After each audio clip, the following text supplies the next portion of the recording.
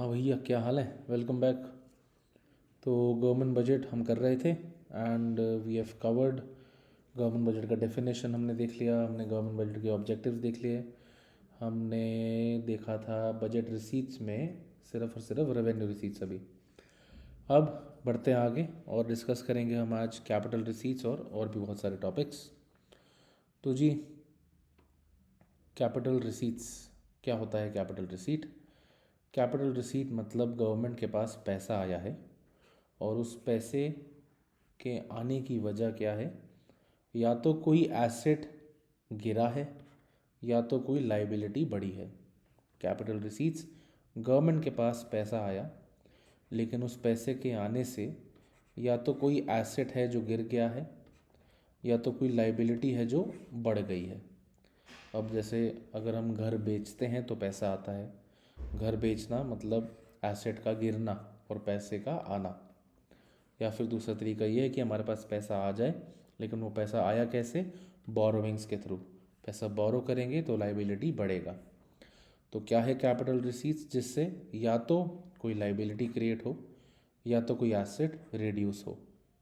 ध्यान रहे, कोई एक ही कंडीशन सेटिस्फाई होनी चाहिए, तभी वो कैपिटल रिसीट होगा। Then sources of capital receipts. सबसे पहला सोर्स बहुत ही अंडरस्टूड है, बोरोविंग्स। अगर हम पैसा बोरो करेंगे, लाइबिलिटी बढ़ जाएगा और ये कैपिटल रिसीट होगा। रिकवरी ऑफ लोन, हमने किसी को पैसा उधार दिया था, अब हमें पैसा वापस मिल गया। पैसा वापस मिला मतलब इनफ्लो हो गया, कैपिटल रिसीट हो गया। और भी अलग अलग रिसीट्स हैं जिससे गवर्नमेंट के पास पैसे आते हैं। बोरोविंग्स क्या है? Borrowings, borrowings are the funds raised by government to meet excess expenditure. ज़रूरत से ज़्यादा जब गवर्नमेंट खर्चा कर देती है, उस खर्चे को फाइनेंस करने के लिए उसको फिर पैसा बोरो करना पड़ता है। गवर्नमेंट के पास अलग अलग सोर्सेज हैं फंड्स को बोरो करने के लिए। It can borrow funds from the open market, RBI से बोरो कर सकती है, फॉरेन गवर्नमेंट से बोरो कर सकती है, इंटरनेशनल इंस्टीट्यूशन से भी बोरो कर सकती है। हालांकि इंडिया आज के टाइम पे बहुत ही अच्छी पोजीशन पे है, तो हम ज़्यादा बोरो करने की रिक्वायरमेंट नहीं रखते हैं। कुछ हैं देश जो अक्सर बोरो करते रहते हैं अपने नेबरिंग नेशंस से। तो जी, बोरोइंग कैपिटल रिसीट है क्योंकि बोरोइंग से एक लाइबिलिटी क्रिएट होती है। फिर जी, वसूली की बात करते हैं अब। तो से हाई टू वसूली भाई हेयर। बात करेंगे रिकवरी ऑफ लोन की।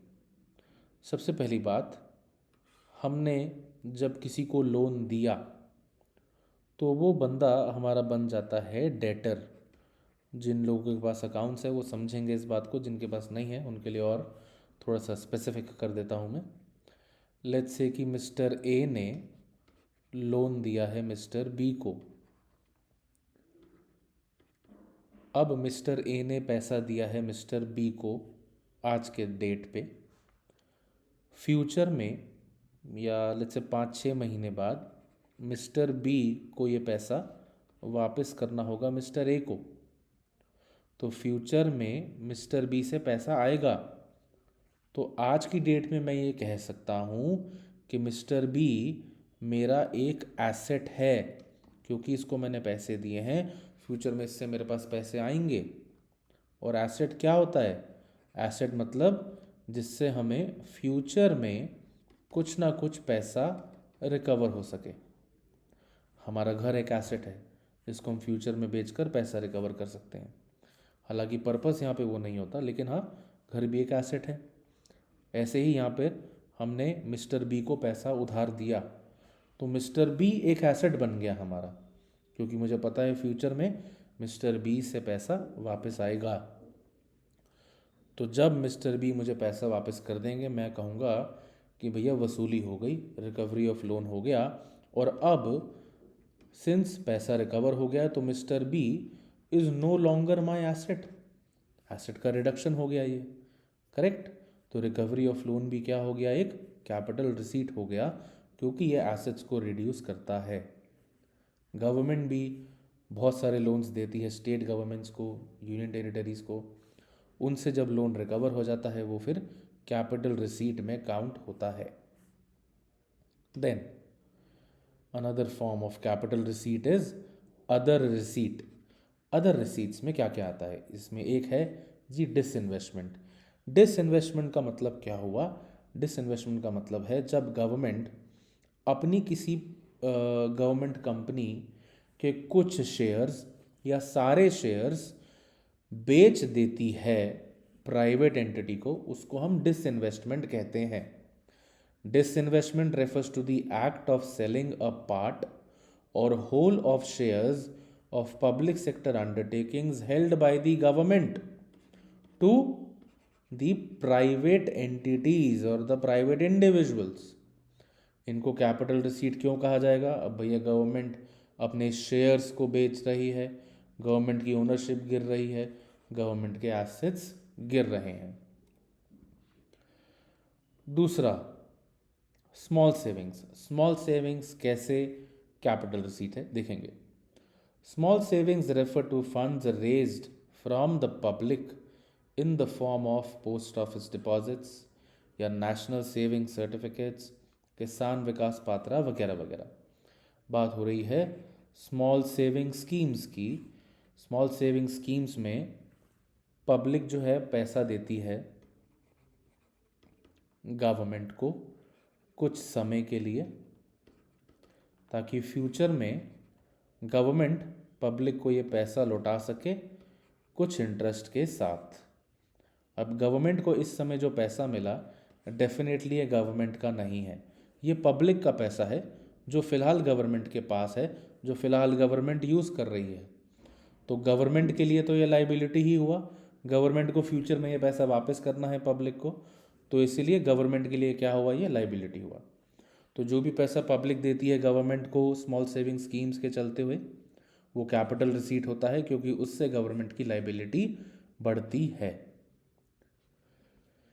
तो जी हमने रेवेन्यू रिसीट कैपिटल रिसीट दोनों कर लिए हैं डिस्कस। देखते हैं क्या डिफरेंसेस हैं। रेवेन्यू रिसीट मतलब जिससे ना कोई लाइबिलिटी क्रिएट हो और ना ही कोई एसेट रिड्यूस हो। कैपिटल रिसीट जिससे या तो लाइबिलिटी क्रिएट होती है या फिर एसेट रिड्यूस होता है। फ़र्क सिंपल है बच्चों, रेवेन्यू में आ जाएगा नाइदर नॉर, कैपिटल में आ जाएगा आइदर और। रेवेन्यू रिसीट्स रेगुलर ट्रांजैक्शंस होती हैं, रेगुलर होती है ये नेचर में। Capital receipts are irregular non recurring in nature. Revenue receipts में कोई फ्यूचर ऑब्लिगेशन नहीं है पैसा वापस करने का। कैपिटल रिसीट्स में स्पेशली अगर हम बात करें बोरोइंग्स की, तो इसमें एक ऑब्लिगेशन है कि आपको फ्यूचर में ये पैसा वापस करना ही होगा। जाहिर सी बात है, अगर हम पैसा बोरो करेंगे तो हमें फ्यूचर में ये पैसा वापस करना ही होगा इंटरेस्ट के साथ। तो कैपिटल रिसीट्स में एक ऑब्लिगेशन है, लेकिन रेवेन्यू रिसीट्स में वो ऑब्लिगेशन नहीं है। गवर्नमेंट को टैक्स से पैसा आया, गवर्नमेंट के ऊपर कोई ऑब्लिगेशन नहीं है वो पैसा वापस करने का। एग्जाम्पल्स रेवेन्यू रिसीट्स के tax revenue, non tax revenue. Examples capital receipts के बोरोइंग्स और disinvestment. Then ji expected question, identify the following as revenue receipts and capital receipts, give the reasons।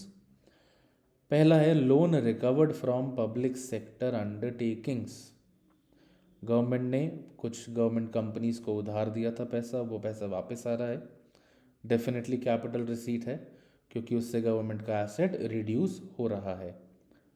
Then profits of LIC जो एक government company है, LIC से जो भी profit आ रहा है वो गवर्नमेंट कमा रही है, वो एक रेवेन्यू रिसीट है क्योंकि इससे ना ही गवर्नमेंट का कोई लाइबिलिटी क्रिएट हो रहा है और ना ही कोई एसेट रिड्यूस हो रहा है।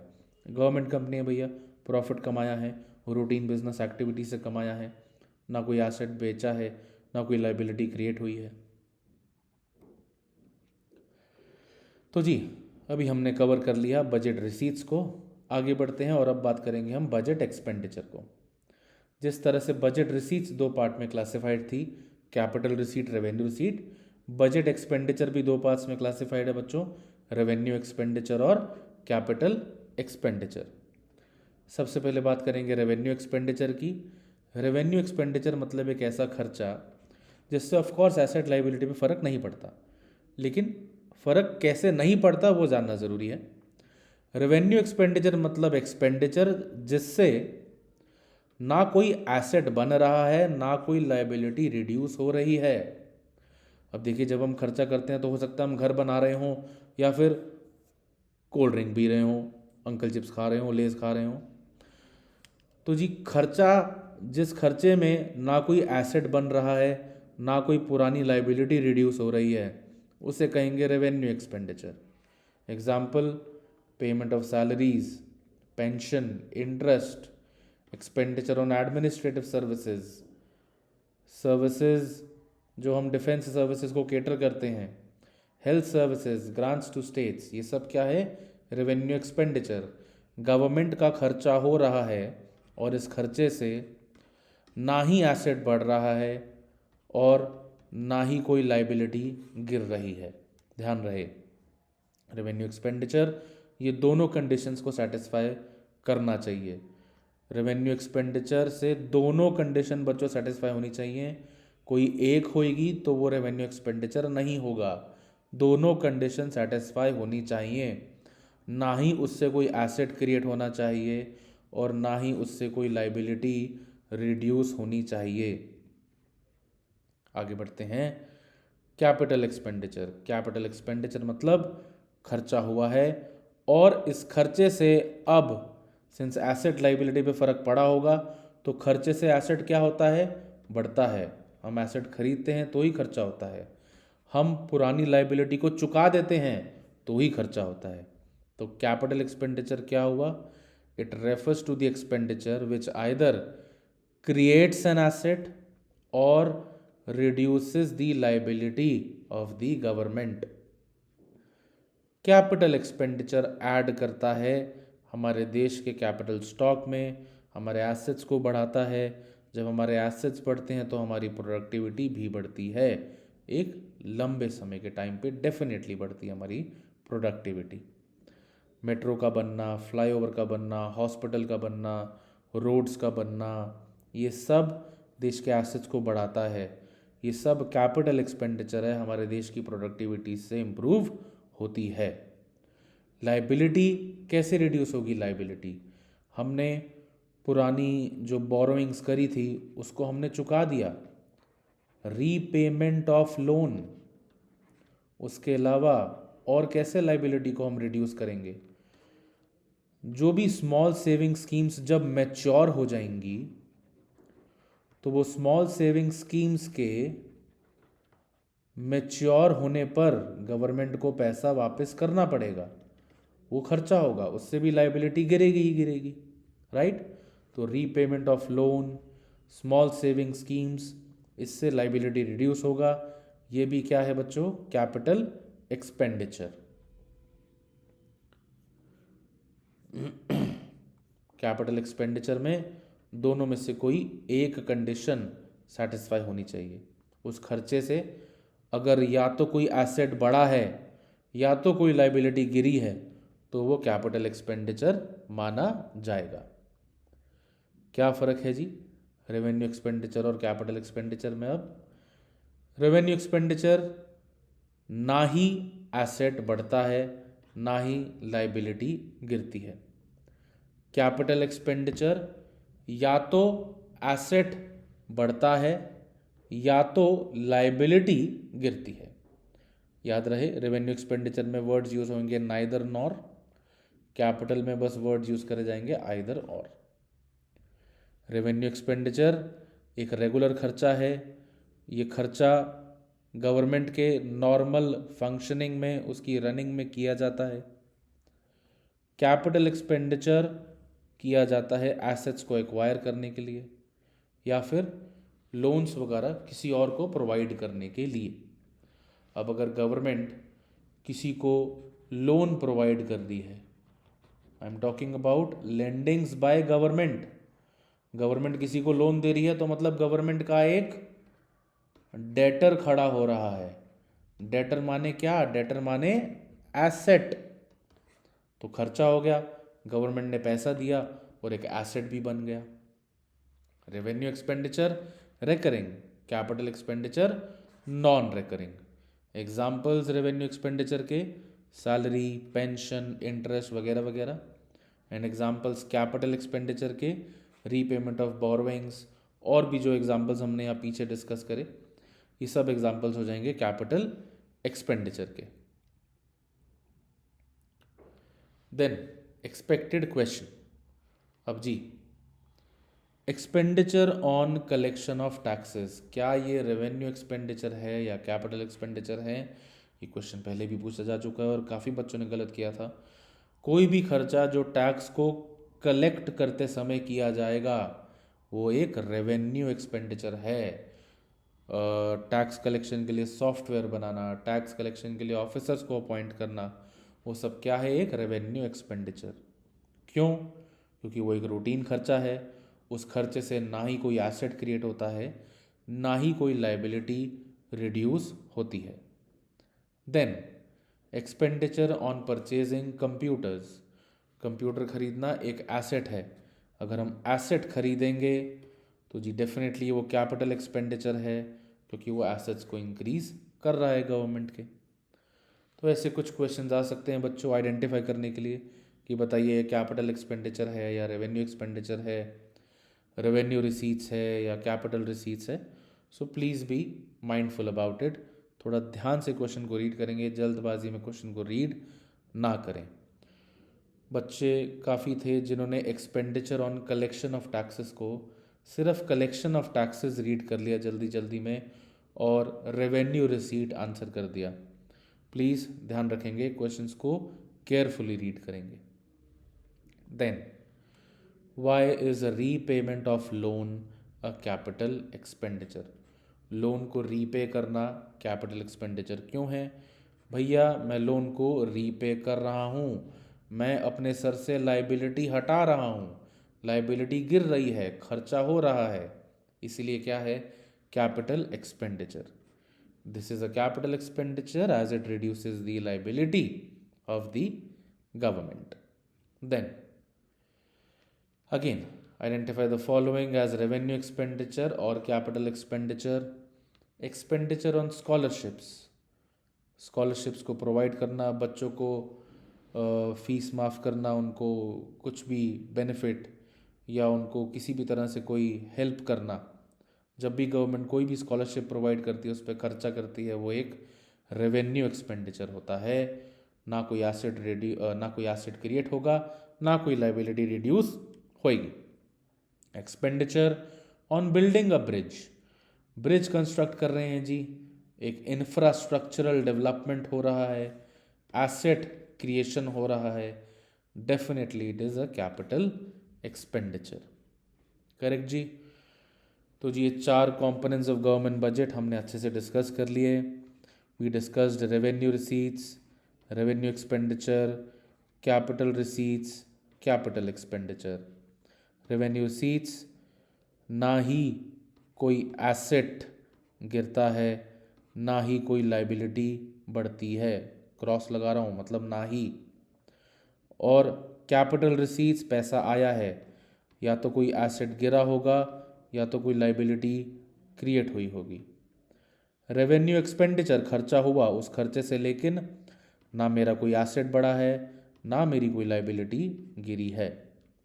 कैपिटल एक्सपेंडिचर, खर्चा हुआ है और इस खर्चे से या तो एसेट बढ़ेगा या तो लाइबिलिटी गिरेगा। ये चारों कंपोनेंट्स एग्जांपल्स के साथ आपको याद होने चाहिए। Very very important guys.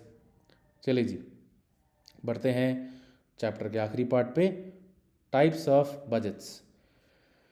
तो जी balanced budget, surplus budget, deficit budget.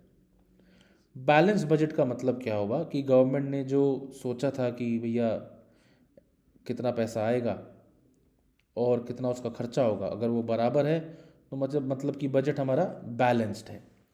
हमारा गवर्नमेंट का जो टोटल एक्सपेंडिचर है बराबर है उसके टोटल रिसीट्स के। सरप्लस माने कि खर्चा कम है, रिसीट्स ज़्यादा हैं। और डेफिसिट माने कि गवर्नमेंट का खर्चा उसकी रिसीट्स से ज़्यादा है। बैलेंस्ड बजट तो देखिए ये आमतौर पे एग्जिस्ट नहीं करता, ये रियलिटी है नहीं। सरप्लस बजट एग्जिस्ट करता है। डेवलप्ड कंट्रीज़ हैं कुछ जिनका बजट सरप्लस में रहता है।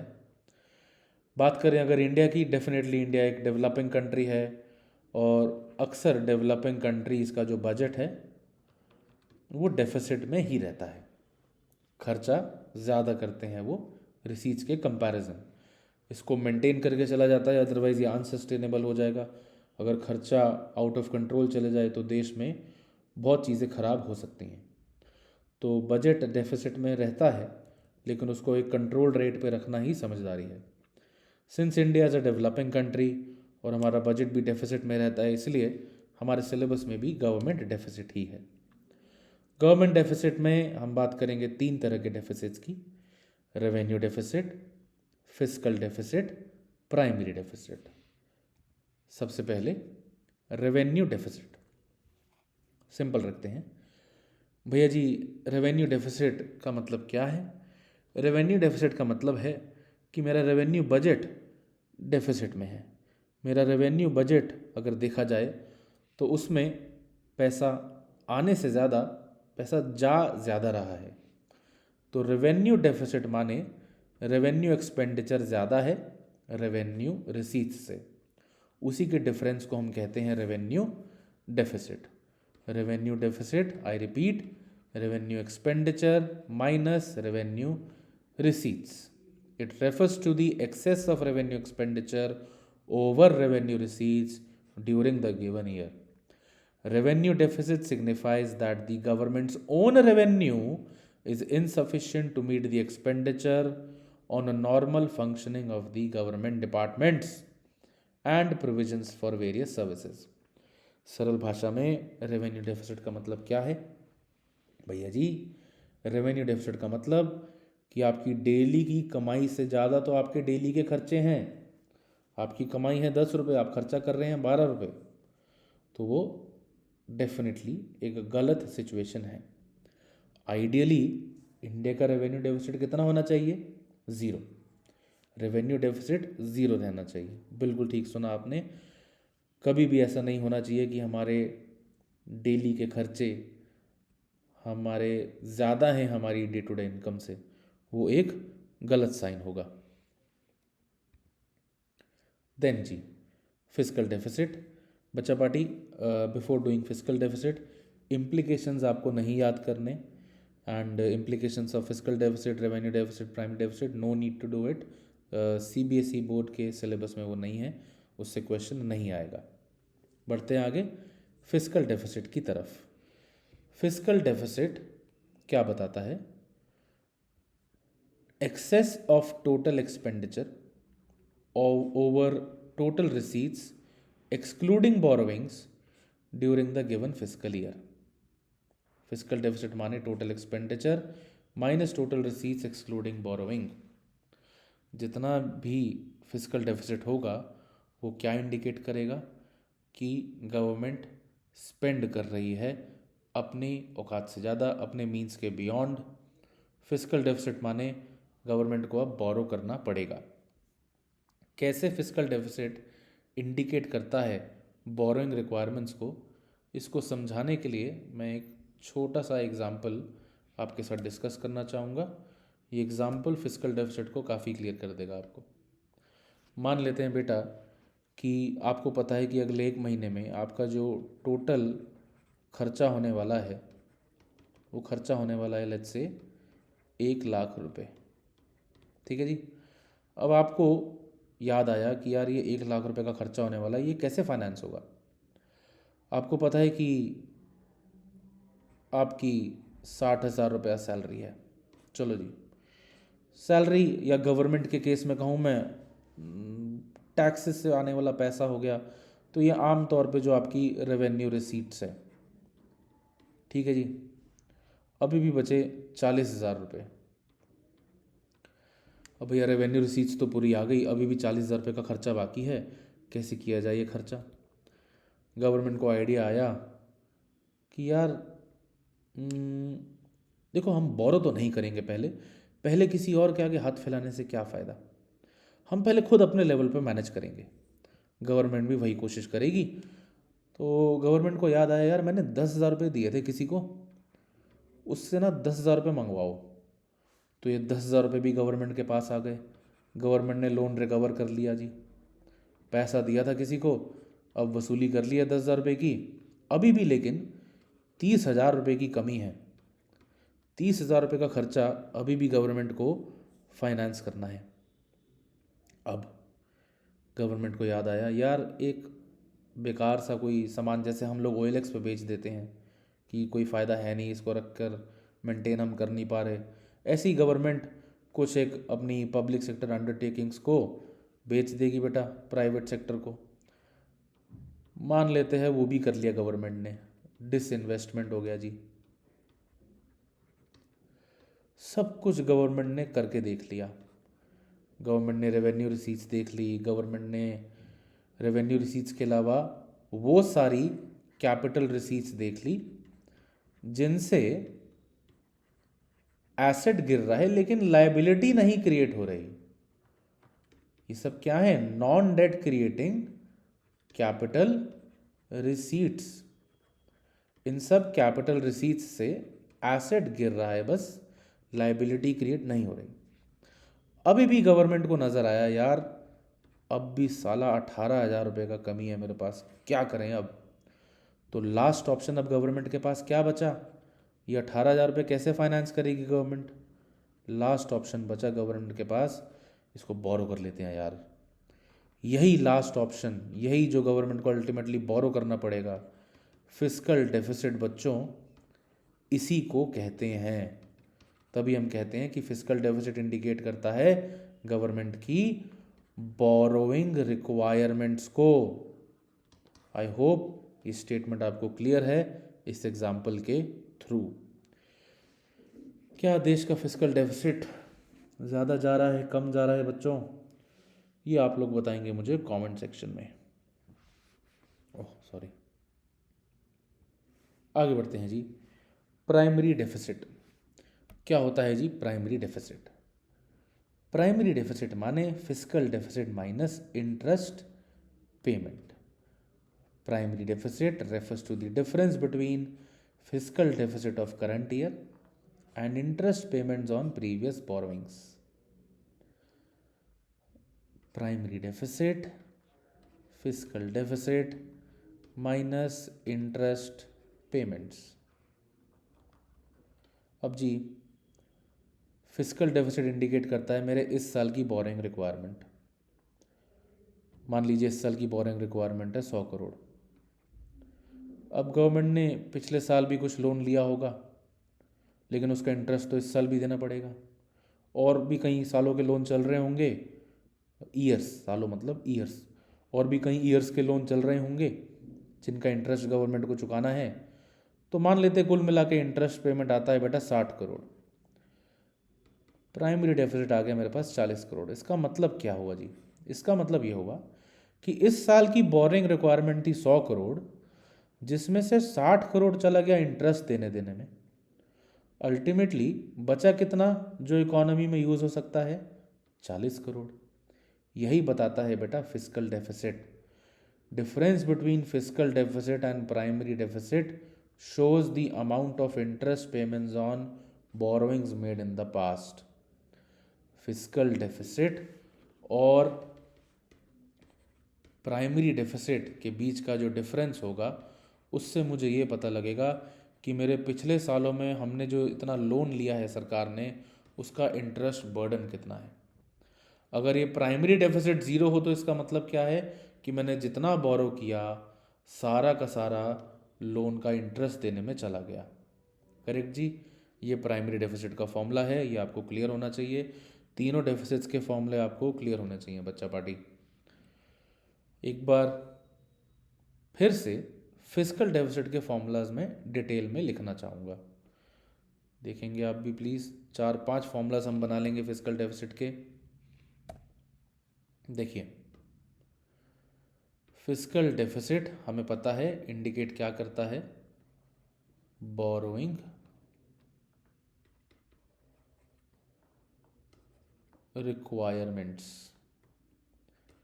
फिजिकल डेफिसिट कैसे निकाला गया? हमने टोटल एक्सपेंडिचर में से माइनस करा टोटल रिसीट्स को, सिवाय बोरोइंग्स हमने उसमें इंक्लूड नहीं करी टोटल रिसीट्स में। तो टोटल रिसीट्स को हम लिख सकते हैं रेवेन्यू रिसीट्स प्लस जितनी भी हमारी non debt creating capital receipts थी। एक और तरीके से हम इसको लिख सकते हैं बच्चों, टोटल एक्सपेंडिचर को मैं एक्सपैंड कर देता हूँ और लिख देता हूँ capital expenditure plus revenue expenditure. ये हो गया minus revenue receipts minus non debt creating capital receipts. Revenue expenditure minus revenue receipts बच्चों आपको पता होगा ये होता है क्या? Revenue deficit. तो फिजिकल डेफिसिट क्या हो गया? Revenue deficit plus capital expenditure minus non debt creating capital receipts. तो ये जी हो गया पहली चीज़ याद रखने की। ये दूसरा फॉर्मूला, ये आपका तीसरा फॉर्मूला और ये चौथा फॉर्मूला। ध्यान दीजिएगा बेटा, कोई भी फॉर्मूला आप यूज़ कर सकते हैं न्यूमेरिकल्स को सॉल्व करते टाइम, ये सब इंपॉर्टेंट रहेंगे। ऐसा कोई खास मेहनत नहीं लगेगी इसको याद करने में, बट प्लीज़ डू इट। तो जी तीनों डेफिसिट्स हमने डिस्कस कर लिए। अब कुछ न्यूमेरिकल्स के ऊपर नज़र डालते हैं। Calculate the physical deficit. Question दे रखा है हमारे पास, capital receipts net of borrowings दे रखा है, रेवेन्यू एक्सपेंडिचर और रेवेन्यू रिसीट्स है। तो capital receipts net of borrowings भी है और क्या है जी, कैपिटल एक्सपेंडिचर यहाँ पे नहीं दे रखा। अब बच्चा पार्टी सिंस कैपिटल एक्सपेंडिचर नहीं दे रखा तो वो फॉर्मूला यूज़ नहीं किया जा सकता, लेकिन हमें यहाँ पे बोरोइंग दे रखा है। तो मुझे याद है कि फिजिकल डेफिसिट इंडिकेट करता है बोरोइंग रिक्वायरमेंट्स, तो मैं लिख दूंगा आंसर हो गया जी 32। करेक्ट जी। इसको हमने फॉर्मूला लगा के क्यों नहीं सॉल्व किया? क्योंकि फॉर्मूला में मुझे नीड थी टोटल एक्सपेंडिचर की बेटा। अब टोटल एक्सपेंडिचर होता है revenue expenditure plus capital expenditure. Capital expenditure यहाँ दे नहीं रखा, इसीलिए इस फॉर्मूला का यूज़ नहीं होगा और हम स्ट्रेट फॉरवर्ड लिख देंगे कि physical deficit is equal to borrowing requirements और बोरोइंग गिवन है कितनी? 32। अगला क्वेश्चन, प्राइमरी डेफिसिट है 4,400 करोड़ का एंड इंटरेस्ट पेमेंट्स हैं 400 करोड़ की। पूछा गया है कि फिजिकल डेफिसिट कितना होगा। तो फॉर्मूला क्या है जी प्राइमरी डेफिसिट का? Primary deficit is physical deficit minus interest payment. हमें निकालना है फिजिकल डेफिसिट, तो वो हो जाएगा primary deficit plus interest payment. Primary deficit दे रखा है 4,400, इंटरेस्ट पेमेंट दे रखा है 400। आंसर क्या हो गया जी? 4,800 करोड़। राइट? कोई डाउट हो तो प्लीज़ बच्चा party contact me on WhatsApp. This is my number 9999241411। I will be more than happy to help you. ये अगला question, calculate revenue deficit, physical deficit, primary deficit. Revenue deficit माने क्या? Revenue expenditure minus revenue receipts. यहाँ पे revenue expenditure दे रखा है 80 और revenue receipts क्या हो जाएगा बेटा? Tax revenue plus non tax revenue. 47 plus 10 is 57।